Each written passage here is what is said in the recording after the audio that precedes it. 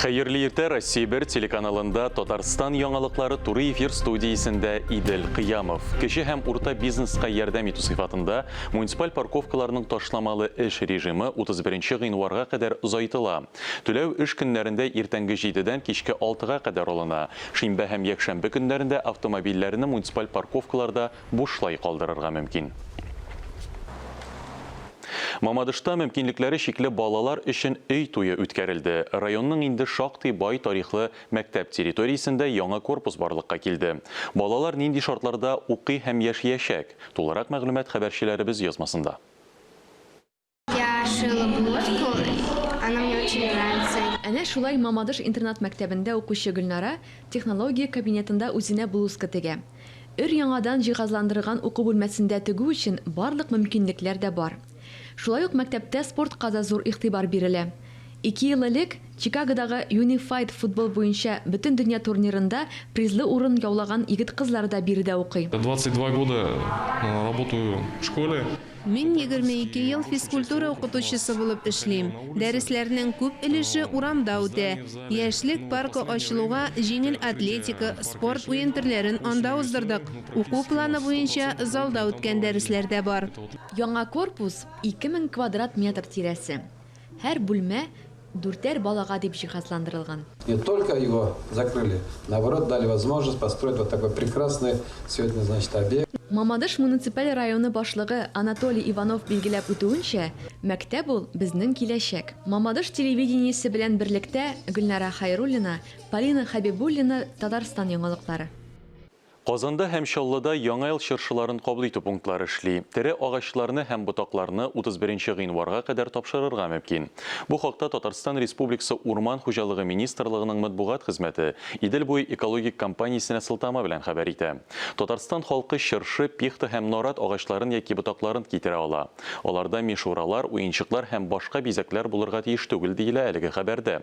Агачларны физик затлар гына тапшыра ала. Зур партияләрне кабул итү өчен акцияны оештыручылар белән элемтәгә керергә кирәк. Казанлылар тапшырган агачлар азыкка һәм кәҗәләр өчен аслыкка узатылачак. Ә Ярчаллыда кабул ителгән агачлар мишләр өчен ягулыкка тотылачак. Быел 2021 ел мөгъҗизасын Казанга кыш бабай гына түгел, турецкий хоры дип аталган иҗат төркеме алып килде. Россия эстрадасында танылган әлеге музыкаль төркем Татарстанның 250 медицина хезмәткәрен яңа ел тамашасына чакырды. Пандемия чорында эшләүче табиблар, шәфкать туташларын, Роспотребнадзор хезмәткәрләрен безнең чор геройлары дип атады хорны оештыручы Россиянең халык артисты Михаил Турецкий. Концерт программасы да махсус төзелгән. Репертуарда табибларга багышланган махсус җырлар да яңгырады. Шулай ук кайбер музыкаль әсәрләрнең кушымталарында Татарстанның баш каласы Казанга да дан җырланды. Турецкий хорының гадәти булмаган бүлегенә рәхмәт йөзеннән зал аягүрә алкышлады. Соңгы елларда чирлидинг Россиянең бик күп шәһәрләрен яулап алды. Чирлидинг белән шөгыльләнүчеләр бик күп ярышларда катнаша һәм зур җиңүләргә ирешә.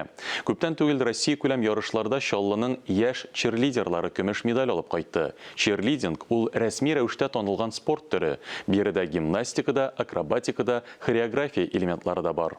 Автошәһәрдә бу спорт төрен фейм бию һәм чирлидинг мәктәбендә үзләштерергә мөмкин. Спорт чирлидингының үзенчәлеге шунда ки, төрле элементлар өчен төрле буйдагы балалар кирәк. Берәүләр озынрак, икенчеләре кыскарак һәм җиңелрәк. Һәркем катлаулы конструкциянең аерылгысыз өлеше. Заниматься начали с 4,5 лет. 4 яшь ярымнан шөгыльләнә башладык. Хәзер инде безгә 9 тула. Сәламәтлекне ныгытыр өчен дип килгән идек. Безгә ошады. Хочу стать хореографом или тренером по чирлидингу, и мне кажется, для этого мне это поможет в будущем. Я вообще хожу сюда с 1 класса. Мне очень нравится акробатика. Когда я ездила на соревнования, мне это очень сильно понравилось. Там были достойные соперники, и мы не промах. Тренировкалар атнага 4 тапкыр уза. 3 яшьтән үк балалар спорт белән шөгыльләнә. Чаллы командасы республикада күп тапкыр чемпион исеменә лаек булды. Тиздән спорт чирлидингы олимпия спорт төре буларак теркәлергә тиеш. Есть два вида чирлидинга, да, вот есть спортивный, который мы ведем именно для детей. Чирлидингның беренчесе спорт төре, икенчесе чирлидинг шоу, ягъни помпоннар белән бию. Без балаларга спорт төрен сайладык. Команданың чыгышы берничә блоктан тора. Акробатика, хореография, шулай ук 4-5 кешедән торган станд һәм 20 кешегә кадәр булган пирамидалар.